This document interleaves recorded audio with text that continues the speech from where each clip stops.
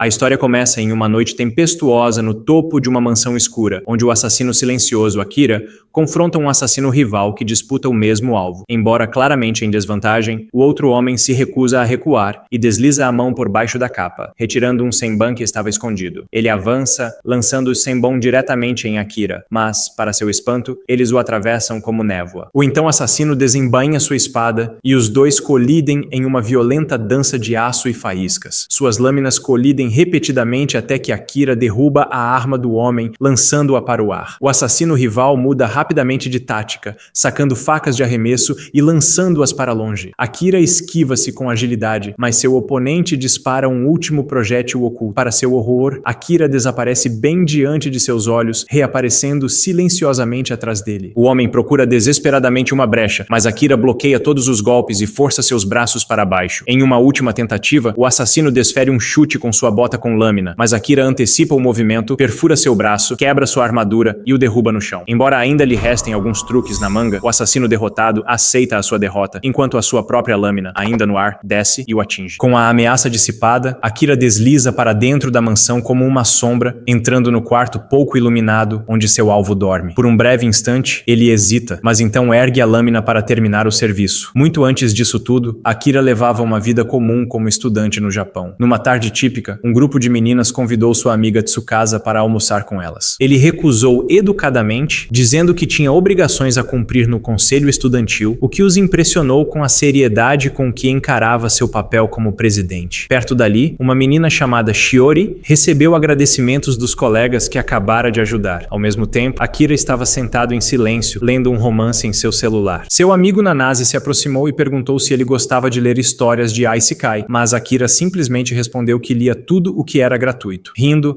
Nanase disse para ele compartilhar quaisquer novas recomendações antes de ir embora. Enquanto Akira o observava partir, algumas garotas cochichavam, curiosas para saber com quem Nanase havia conversado. Enquanto Akira comia sozinho, até ele achou estranho que alguém realmente falasse com ele, considerando o quão invisível ele era para todos os outros na escola. Sem aviso prévio, o celular de Akira começa a piscar e distorcer a imagem, e uma estranha escuridão profunda se espalha pelo teto da sala de aula. As sombras se contorcem na forma de um círculo brilhante, e símbolos luminosos se acumulam sob os pés de cada aluno. Todos ficam paralisados em choque quando um clarão intenso envolve a sala. Então, no instante seguinte, eles se encontram dentro de um enorme salão. Em meio à confusão, um homem peculiar com vestes sacerdotais se adianta e informa que o rei chegará em breve. Quando o padre se afasta, um homem de aparência régia e uma jovem princesa aparecem diante deles, provocando murmúrios de curiosidade entre o grupo. O homem se apresenta como o governante de um mundo distante chamado Morgan. Ele explica que eles foram trazidos de outro reino para ajudar o Império Retis, localizado no lado humano do continente. O reino está atualmente sob ataque de forças demoníacas, e o rei afirma que apenas guerreiros invocados de outro mundo são capazes de derrotar o Senhor Demônio. Os alunos, contagiados pela empolgação, começam a fantasiar sobre sua própria grande aventura, mas o padre refreia o entusiasmo, afirmando que apenas um entre eles carrega a marca do verdadeiro herói. Para descobrir quem é, cada aluno é convidado a colocar a mão em uma esfera brilhante que revela sua turma. Um garoto chamado Yuki se apresenta primeiro e descobre que recebeu a classe de domador de feras. Embora ele não seja o escolhido, o sacerdote o tranquiliza, afirmando que suas habilidades ainda têm grande valor. Em seguida, uma garota chamada Yuki descobre que é uma desencantadora. Enquanto Tomoya recebe o título de cavaleiro e Shiori descobre que é uma curandeira, o sacerdote anuncia que agora qualquer pessoa pode verificar sua classe e atributos por conta própria, sem precisar do orbe. Os alunos abrem ansiosamente suas telas de status, e Nanase descobre que ele é um mago do tipo vento e se vira para perguntar a Akira qual classe ele recebeu. Akira responde em voz baixa, revelando que foi rotulado como assassino, mas está perplexo com a força absurda de seus números. Então Tsukasa se aproxima do orbe e ele brilha intensamente, exibindo a classe do herói. O padre reage com elogios, impressionado com o potencial demonstrado em suas estatísticas, e o restante dos alunos explode em aplausos para seu carismático presidente de turma. Akira, no entanto, observa em silêncio, porque seus instintos lhe dizem que algo está errado. Se Tsukasa é o herói, por que seus números são tão pouco impressionantes quando as estatísticas do próprio Akira superam tudo o que ele já viu? Enquanto Nanase o encoraja a mostrar sua classe, Akira hesita, porque não confia no rei, nem em sua história sobre uma invasão demoníaca. Optando por permanecer oculto, Akira lança um feitiço de ocultação ação para suprimir sua presença. Segundos depois, Nanase olha em volta confuso, pensando que Akira desapareceu, e se afasta enquanto Asahina abre sua tela de status. Assim que todos terminarem de verificar suas habilidades, o sacerdote anuncia que os preparativos para os equipamentos personalizados estão em andamento e incentiva os alunos a descansarem em seus aposentos designados. Aliviado por ninguém ter descoberto seu segredo, Akira se mistura silenciosamente com o resto do grupo, mantendo-se oculto sob o feitiço de camuflagem. Ao percorrer os corredores, ele avista um dispositivo de vigilância instalado no teto e imediatamente percebe que o rei está observando cada movimento deles. Isso confirma sua suspeita de que confiar no rei teria sido um erro. Mas o que Akira não percebe, no entanto, é que um cavaleiro o está seguindo nas sombras. À noite, Akira encontra um depósito abandonado e decide que é um bom lugar para se esconder. Após se instalar, ele sai sorrateiramente, determinado a coletar informações. Enquanto observa o horizonte desconhecido da cidade, ele fica impressionado com o quão surreal tudo parece. Este é realmente outro mundo. Ele salta sem esforço entre as torres, atônito com o quão longe suas habilidades aprimoradas o levaram. No meio de sua busca, ele ouve vozes por perto e rapidamente se esconde para escutar. Dentro da câmara, a princesa conversa com o rei e se refere aos estudantes convocados como crianças ingênuas com poderes raros. O rei, visivelmente confiante, diz a ela para prosseguir com o plano. Então, ela acena com a cabeça e sai da sala. Escondido a poucos metros de distância, Akira estreita os olhos, imaginando o que exatamente o rei tem em mente. Ele cogita brevemente terminar tudo ali mesmo. Ele poderia matar o homem antes que alguém percebesse. O rei estremece subitamente, pressentindo algo estranho. Mas quando se vira, o quarto parece vazio e ele retorna ao seu trabalho. Na manhã seguinte, Akira permanece escondido enquanto pega algo para comer. Ele pondera se deve avisar os outros, mas conclui que eles não o levariam a sério, não quando são tão facilmente convencidos pelas mentiras do rei. Em uma mesa próxima, Tsukasa se levanta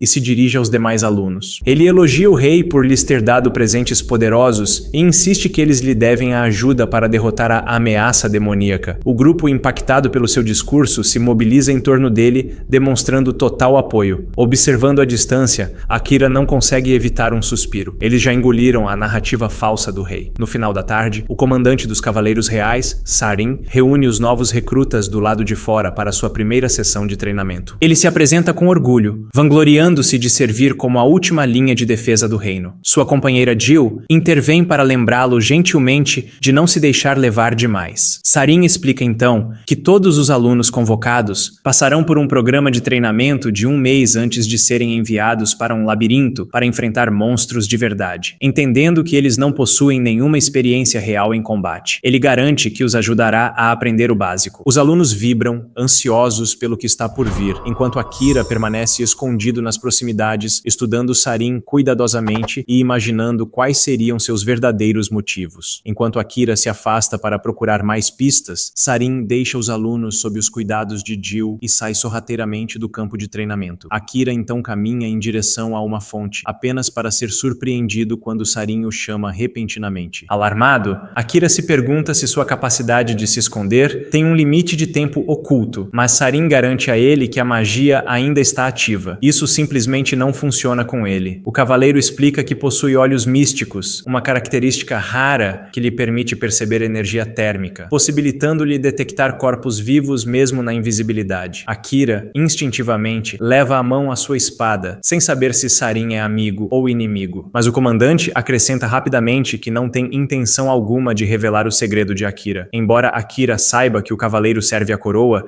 ele ainda não tem certeza se deve depositar qualquer fé nele. No entanto, Sarin insiste que desta vez não está agindo sob ordens do rei, pois tem seus próprios motivos. Então ele faz um pedido. Mantenha esse encontro entre os dois. Após um momento de hesitação, Akira decidiu dar uma chance ao homem. Eles se sentam perto um do outro e Akira lhe diz que está interessado em ler os arquivos do rei para entender melhor este mundo. Sarin pergunta qual é o nível da habilidade de ocultação de Akira, e Akira responde que já está no máximo. Todo o resto, porém, ainda está no nível 1, e ele admite que não sabe como melhorá-los. Sarin ergue uma sobrancelha, depois dá uma risadinha, dizendo que a biblioteca provavelmente não ajudaria muito de qualquer forma, então ele se oferece para treinar Akira pessoalmente.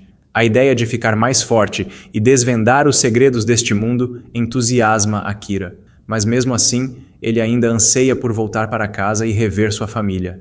Sarin concorda com esse objetivo, mas lembra-lhe que, até encontrar um caminho de volta, ele precisará de forças para sobreviver. Sentindo-se culpado por receber ajuda sem oferecer nada em troca, Akira pergunta como pode retribuir o favor. Sarin sorri e lhe diz para compartilhar histórias de sua terra natal em troca. Então, quando o cavaleiro estende a mão, Akira a aperta, retribuindo o sorriso e se apresentando formalmente como sinal de respeito. A partir desse dia, eles começam a treinar juntos, e Akira descobre que, além de humanos e demônios, este mundo também é lar de elfos e criaturas bestiais.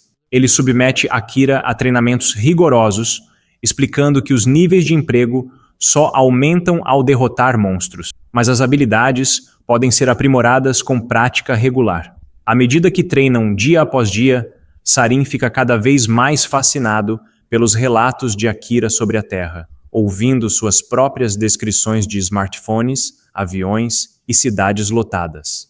Akira percebe o quanto antes dava seu antigo mundo como garantido e como é estranho sentir falta dele agora. Algum tempo depois, Sarin está sentado em uma sala silenciosa com Jill, que pergunta curiosamente por que ele tem passado tanto tempo com Akira. Sarin simplesmente responde que as histórias de Akira sobre seu mundo natal eram muito interessantes para serem ignoradas e Jill admite que também as acha fascinantes. Mas quando Sarin menciona casualmente que Akira possui a verdadeira classe de herói e uma habilidade de ocultação maximizada, Jill congela em choque, pois apenas o primeiro herói da história deles tinha uma habilidade maximizada como essa. Momentos depois, Akira se aproxima da sala e Jill se desculpa educadamente, deixando os dois a sós. Akira então entrega a Sarin um livro que pegou do arquivo real, observando que ele contém material confidencial. Sarin confirma que o livro descreve planos para derrubar o rei e explica que ele mesmo o escreveu e o disfarçou de um inofensivo livro de receitas, sabendo que Akira acabaria por descobri-lo. Sarin admite abertamente que o rei é um homem corrupto que está tentando remodelar o mundo para seu próprio benefício distorcido. Akira relembra o programa de seleção do rei e reflete em silêncio. Sarin acrescenta então que muitos entre os cavaleiros reais têm dúvidas sobre o governo do rei. Akira então deduz que eles pretendem eliminá-lo com o mínimo de derramamento de sangue possível, e Sarin confirma isso. Akira menciona que, com suas habilidades atuais, eliminar o rei não seria difícil, e que ele conseguiu entrar nos gabinetes reais no primeiro dia sem levantar suspeitas. Mas quando a oportunidade surgiu, ele não conseguiu se decidir a fazê-lo. Sarin responde calmamente, dizendo que ter a classe de assassino não significa que ele seja obrigado a tirar vidas. Então, Akira reflete silenciosamente que não gostaria que sua família jamais descobrisse que ele se tornou um assassino. Sarin concorda plenamente, e Akira começa a questionar por que alguém como Sarin depositaria tanta fé nele. Então Sarin responde que é porque Akira demonstrou clareza e instinto, como quando ele se recusou a confiar cegamente na história do rei desde o início.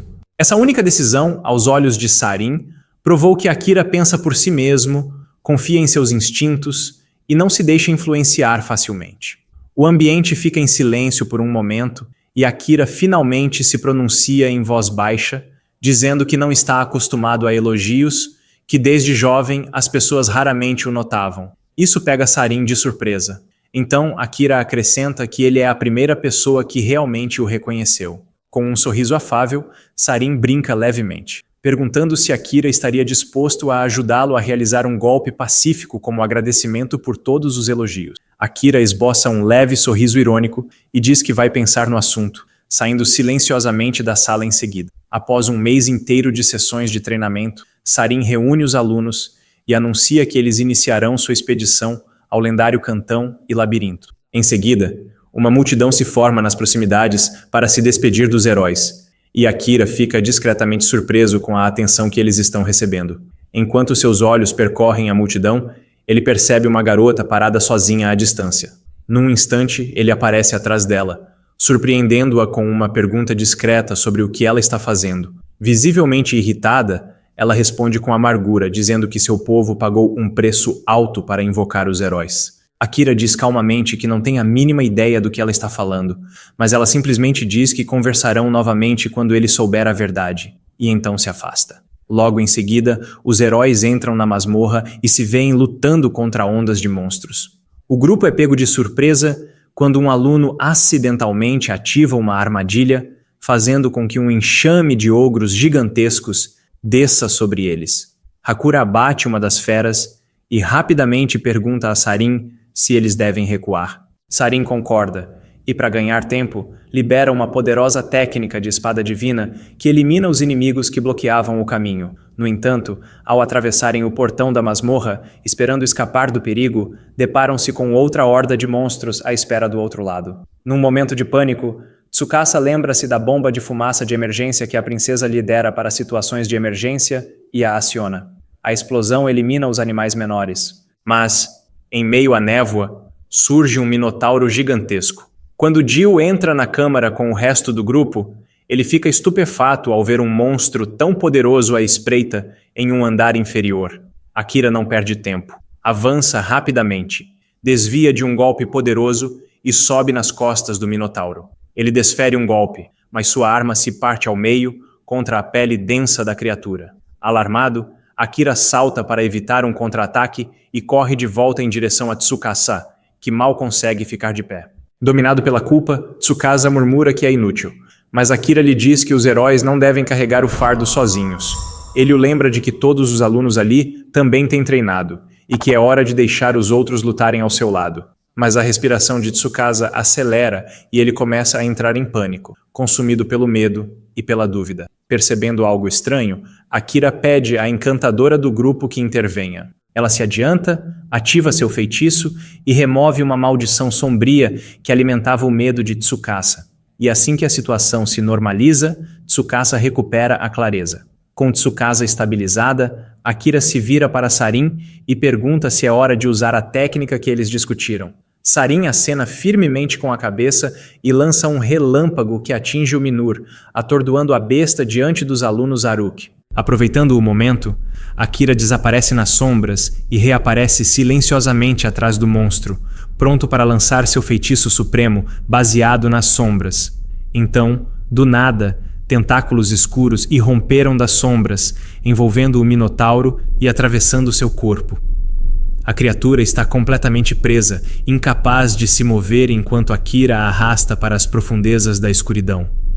Sua forma enorme desaparece lentamente até que reste apenas sua cabeça decepada. E então a escuridão devora isso também. Mesmo tendo conseguido derrotá-lo, Akira ainda não tem controle total sobre seus poderes das sombras. E agora a energia instável dentro dele começa a se agitar violentamente, escapando de seu controle. Por sorte, Sarin aparece rapidamente e o ajuda a se estabilizar, orientando Akira durante o processo até que ele consiga acalmar a mente e retrair os tentáculos. Assim que o perigo passa, o grupo retorna ao castelo. Lá, Sarin elogia Akira por ter concluído a missão. Foi graças a ele que todos retornaram em segurança.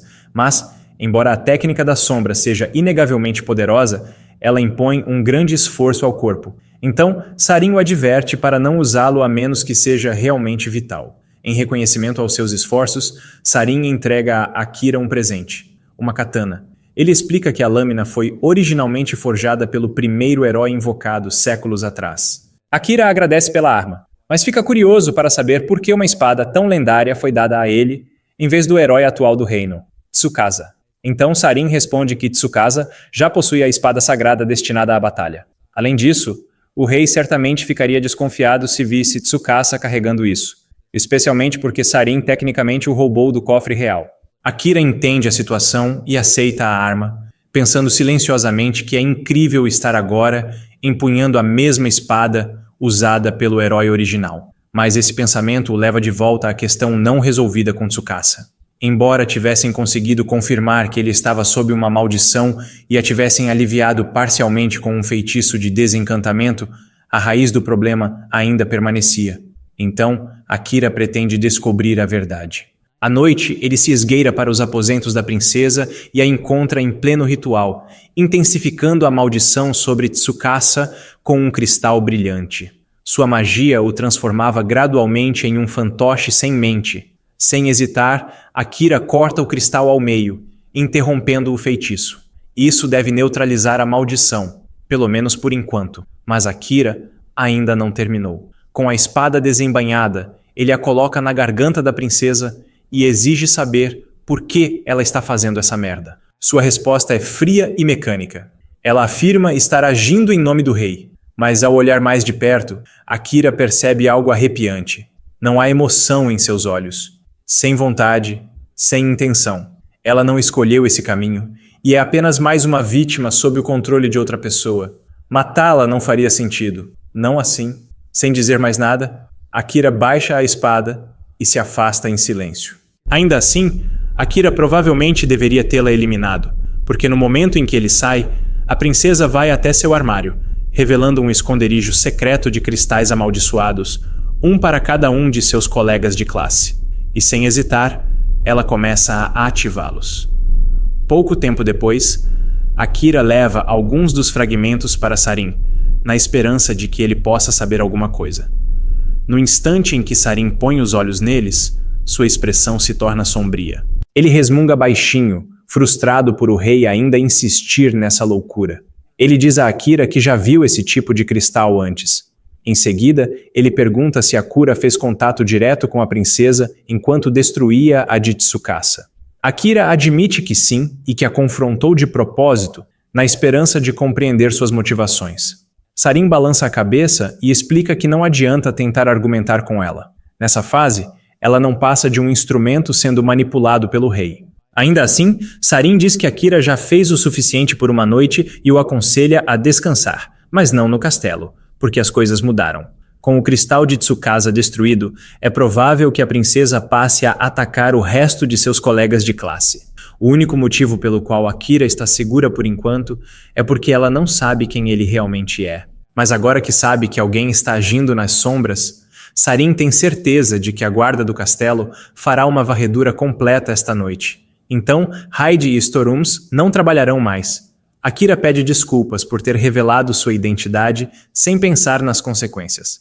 Mas Sarin simplesmente sorri e diz que não precisa se desculpar. Cometer erros faz parte do crescimento, e é sua responsabilidade, como adulto responsável, ajudar a juntar os cacos. Akira acena com a cabeça, agradecido por ter alguém como Sarin ao seu lado. Sarin riu baixinho e disse que, se Akira realmente quisesse retribuir o favor, seria melhor trazê-lo consigo quando descobrisse como voltar ao Japão. Naquela noite, Akira dorme em uma das árvores do lado de fora do castelo, mas seu descanso é interrompido pelo som do caos que ecoa pelo pátio ao amanhecer. Curioso, ele volta sorrateiramente para ver o que está acontecendo. Ele avista um grupo de guardas reunidos com alguns de seus colegas de classe. Entre eles está Tsukasa, que se ilumina no instante em que vê Akira se aproximando. Ele parece aliviado, mas também profundamente abalado. O coração de Akira se enche de alegria por um instante, feliz ao ver que Tsukasa parece estar livre da maldição, mas a expressão no rosto do amigo imediatamente lhe diz que algo está errado. Tsukasa corre até ele em pânico e pergunta onde ele esteve. Akira responde casualmente que estava apenas descansando, mas pergunta o que aconteceu ali. Ele esperava algo insignificante. Em vez disso, seu olhar se fixa na cena atrás da multidão e ele congela. O comandante Sarin jaz imóvel no chão, com uma adaga cravada em seu coração. Akira cai de joelhos, dominado pela visão do corpo de Sarin. Sua voz embarga enquanto ele exige saber quem poderia ter feito algo assim. Mas antes que alguém possa responder, seus colegas de classe repentinamente se voltam contra ele. Um após o outro, eles começam a acusá-lo de ser o assassino. A adaga cravada no peito de Sarin é idêntica à que Akira usara no dia anterior. Seria uma prova contundente? Exceto pelo fato de que todos eles viram aquela mesma adaga se estilhaçar durante a batalha contra o Minotauro, então não há como essa ser dele. Mesmo assim, isso não os impede, e eles insistem que o comportamento de Akira sempre foi suspeito, desaparecendo e reaparecendo constantemente quando quer. Então, isso já é motivo suficiente para eles. Akira percebe rapidamente o que está acontecendo. A princesa deve ter amaldiçoado a turma inteira, e o único que ainda age normalmente é Tsukasa. Ele tenta defender Akira dizendo que não há provas para acusá-lo de algo tão sério, mas antes que ele possa dizer muito mais, o rei chega. Com um tom frio e autoritário, o rei anuncia que Akira é culpado de alta traição pelo assassinato do comandante Sarin. Ele dá uma ordem direta. Akira será executado imediatamente. Akira lança um olhar para a princesa e, naquele instante, percebe um leve sorriso malicioso nos cantos de seus lábios e imediatamente compreende que tudo não passa de uma armação. Não adianta tentar explicar nada porque ninguém vai acreditar nele. Enquanto os guardas avançam com as armas em punho, Akira ativa sua habilidade de camuflagem, desaparecendo diante de seus olhos. Furioso, o rei ordena que seus homens vasculhem todo o castelo, pois quer Akira encontrado imediatamente. Enquanto isso, Akira se move silenciosamente pelas sombras e se aproxima de Jill, uma das poucas pessoas em quem ele sabe que pode confiar. Assim que Jill o nota, ele conta baixinho para Akira que os verdadeiros assassinos de Sarin foram os próprios assassinos do rei. E agora que Akira é um alvo, ele precisa escapar rapidamente. Jill acrescenta então que Sarin pressentia que algo assim poderia acontecer. Então deixou para trás uma sacola com suprimentos por precaução. Akira agradece, pega os suprimentos e foge do reino. Mais tarde naquela noite, o rei e a princesa se encontram em segredo para discutir o quão bem-sucedido foi o plano. O rei admite que não esperava que fosse tão fácil se livrar de Sarin, mas, felizmente, os assassinos fizeram seu trabalho com perfeição. A princesa informa-o de que o resto da turma, com exceção de Tsukasa, está agora completamente sob a sua maldição. O próximo passo é encontrar um motivo para declarar guerra à nação do leste. O rei diz que os estudantes serão ferramentas perfeitas para essa guerra. E quanto àquele que escapou, ele duvida que alguma criança consiga sobreviver sozinha lá fora. Mas, só para garantir, ele ordena à princesa que envie os Corvos da Noite, seus assassinos mais letais, para rastreá-lo. Ao mesmo tempo, Akira acabara de chegar à masmorra, exatamente como Sarin havia dito. É o melhor lugar para se esconder quando se está sendo caçado. Ninguém em sã consciência pensaria em revistar uma masmorra apenas para perseguir alguém. Portanto, deve servir como um esconderijo decente. Mas comida e água são escassas por aqui, então você terá que ser cauteloso. Embora Akira consiga se camuflar graças à sua habilidade de ocultação, ainda existem muitos monstros que dependem de sentidos aguçados, como o olfato e a audição. Mas, à medida que ele se torna mais forte e sua classe de assassino sobe de nível, ele eventualmente será capaz de apagar todos os vestígios de cheiro, silenciar seus passos e até mesmo suprimir o calor corporal, tornando-se quase invisível. Salas de chefes aparecem a cada 10 andares. E uma vez lá dentro, a única saída é matar o chefe. Entrar sozinho em uma dessas é uma aposta arriscada, mas Akira não tem exatamente o luxo de esperar as coisas se resolverem. Ao se embrenhar na masmorra, ele é imediatamente atacado por uma quimera. A princípio, ele consegue se esquivar de suas garras e presas, mas então sua cauda de serpente cospe um jato de veneno, pegando-o de surpresa e atingindo sua perna. O veneno o deixa mais lento e ele não consegue se movimentar como antes. Isso dá à fera uma abertura, e ela lhe dilacera as costas, fazendo-o sangrar. No momento em que se prepara para dar o golpe final, Akira revela seu trunfo, e uma magia das sombras irrompe, consumindo completamente a quimera com um único golpe. Com isso, ele derrota o primeiro chefe da masmorra, mas a combinação de seus ferimentos e o preço pago pelo uso da magia das sombras o deixam à beira da morte. Ao perceber que seu mestre está em perigo, a energia das sombras automaticamente entra em modo de regeneração, curando seus ferimentos enquanto ele está inconsciente. Ao mesmo tempo, no Castelo Real, Tsukasa pede a todos que o sigam para fora da capital. Seus colegas de classe piscam para ele, perguntando se ele está falando sério ao dizer que eles deveriam ir derrotar o Rei Demônio agora mesmo.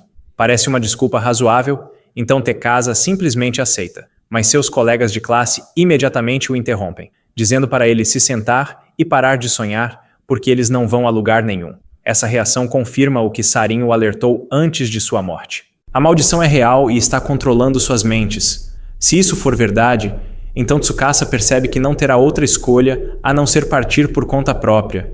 Mas, inesperadamente, alguns de seus colegas de classe se apresentaram e disseram que iriam com ele. E algumas horas depois, aquele pequeno grupo estava com Tsukasa, logo na saída dos limites da cidade. Eles ficaram um pouco surpresos com a facilidade com que saíram da cidade, mas, pensando bem, faz sentido. A desculpa deles era que estavam indo lutar contra o Rei Demônio, e não ficaria bem para o rei impedir que seus próprios heróis cumprissem a missão que lhes foi designada. Com isso resolvido, Tsukasa se vira para os outros e pergunta por que eles decidiram vir, especialmente quando todos os outros se recusaram sequer a considerar a possibilidade. Yuuki responde que não acredita que alguém do grupo ainda esteja sob a influência da princesa. Asakina então se pronuncia, dizendo que acha que pode ter ajudado a quebrar a maldição de alguma forma. Ele não tem certeza absoluta do porquê, mas tem uma vaga lembrança de ter entrado sorrateiramente nos aposentos da princesa e quebrado vários cristais. Mais tarde, descobrimos que quem estava por trás daquela ação era, na verdade, Jill. Ele usou sua habilidade de manipulação para assumir temporariamente o controle do corpo de Sarrena, a fim de desfazer a maldição. E embora não tenha conseguido libertar todos, ele está pelo menos aliviado por ter podido cumprir o último desejo de Sarin. Quando o grupo finalmente ultrapassa as fronteiras do reino, Asahena se pega pensando em Akira. Ele lamenta profundamente não ter tentado encontrá-lo antes, enquanto ele ainda estava escondido no castelo. Mesmo que estivesse sob uma maldição, ele ainda se sente péssimo por não ter defendido Akira quando ele mais precisava. Em seu mundo original, a maioria da turma não tinha conversado muito com Akura na escola. Mas um dia, enquanto caminhava para casa, Asahina o encontrou por acaso em um canteiro de obras. Era a primeira vez que se encontravam fora da sala de aula. Akira pediu que ele mantivesse o emprego em segredo porque não queria que sua irmã mais nova descobrisse. Asa concordou sem hesitar, já que também tinha uma irmãzinha para cuidar. Por coincidência, as irmãs de ambos eram amigas íntimas, e os dois rapazes riram disso na altura. De volta à masmorra, Akira finalmente recupera a consciência. Por algum motivo, a primeira coisa que lhe vem à mente é um sonho que o fez lembrar do dia em que conheceu Asahina. Portanto, ele espera sinceramente que Sarrena esteja bem. Ele também se pega pensando em sua mãe e irmã, que ficaram no Japão. Mas, assim que esse momento passou, algo estranho lhe ocorreu. Ele não está sentindo uma dor insuportável. Embora se lembre claramente de ter sido cortado nas costas pela quimera, ele não se sente tão mal quanto deveria. Ao acessar sua tela de status, Akira percebe algo surpreendente. Suas estatísticas melhoraram significativamente após a luta com a quimera. Mas o que realmente o choca é seu HP, já que está quase cheio, mesmo depois dos ferimentos graves que sofreu. Ele também percebe que sua magia das sombras subiu para o nível 3 e não consegue entender como isso aconteceu depois de um único uso. No entanto, não há tempo para ficar remoendo isso agora, então ele se levanta e se prepara para seguir em frente. Mais adentro da masmorra, Akira encontra uma gosma enorme bloqueando a passagem. Após abri-la, ele fica surpreso ao encontrar uma linda elfa presa lá dentro. Pensando que esta é uma boa oportunidade para testar uma de suas habilidades recém-desbloqueadas, ele ativa o Olho do Mundo, uma habilidade que instantaneamente inunda sua mente com tudo sobre a vida do alvo. Mas há informação demais chegando de uma vez, e a sobrecarga se torna insuportável. Ele é forçado a cancelar a habilidade no meio do caminho, antes que seu cérebro entre em colapso devido ao grande volume de conhecimento. Ao observar o estado dela, ele percebe que seus pontos de vida estão perigosamente baixos, mal chegando a 2%. Akira a levanta delicadamente e a carrega até o 69º andar, onde há uma piscina de água tranquila. Ele a deita para descansar e se recuperar. Algum tempo depois, ela acorda e Akira lhe oferece água para ajudá-la a se recuperar. Ele diz para ela tentar descansar mais, mas ela admite que está com muita fome para dormir. Então, ele prepara uma tigela de mingau quente e entrega para ela. Grata, a elfa, que se apresenta como Amélia, começa a comer sem hesitar. Assim que termina, ela olha em volta e pergunta como foi parar ali, já que sua última lembrança era de estar muito mais fundo na masmorra. Akira disse a ela que a carregou até a fonte de água mais próxima para que ela pudesse se recuperar em segurança. Ela fica surpresa com a gentileza dele, admitindo que ninguém jamais se deu ao trabalho de ajudá-la dessa forma, nem uma única vez. Passam-se algumas horas, e Amélia está de volta à sua melhor forma. Juntos, eles descem até o 800º andar. Akira começa a se perguntar por que ela ainda está acompanhando-o, e imagina que ela queira retornar à superfície depois de tudo o que aconteceu. Mas Amélia lhe diz que não tem intenção de ir embora. Ela veio até aqui para conquistar a masmorra sozinha, e não sairá daqui até atingir esse objetivo. Essa é a parte 1 de 3. Já se inscreve no canal e não esquece de me falar como você quer que acabe essa história. Não esquece de assistir a continuação dessa história aqui no canal, te aguardo lá. Valeu, seu menino, vem comigo.